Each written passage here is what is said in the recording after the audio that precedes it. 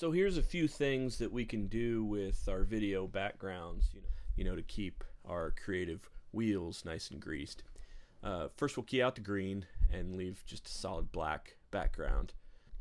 It's nice and clean looking, nothing to distract from the subject, but obviously a little bit of a dark look. We can transition in between backgrounds.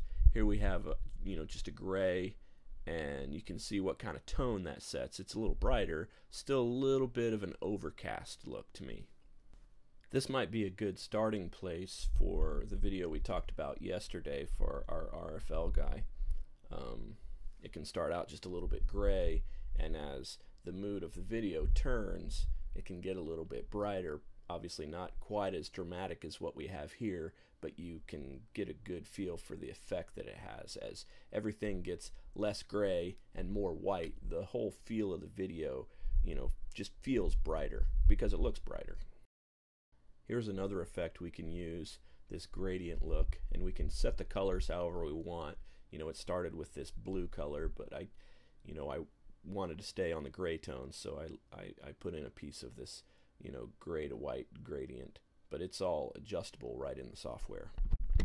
Here's one of the textures that we can add, and we can make it more subtle than this. This one looks a little bit like the faux plaster look that we have in our lodge.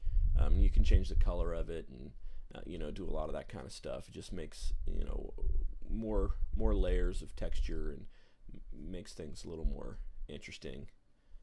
This is kind of a watercolor effect, and just like with the other textures, you can play around with the colors and get some different effects there.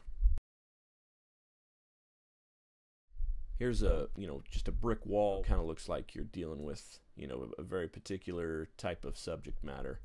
Here's just another brick wall that has a nice look to it. It looks a lot like the brickwork we have down in the coffee corner. Of course, I had to throw some flames in there, a little fire asset, because everybody knows that flames make things more awesome. So there you go.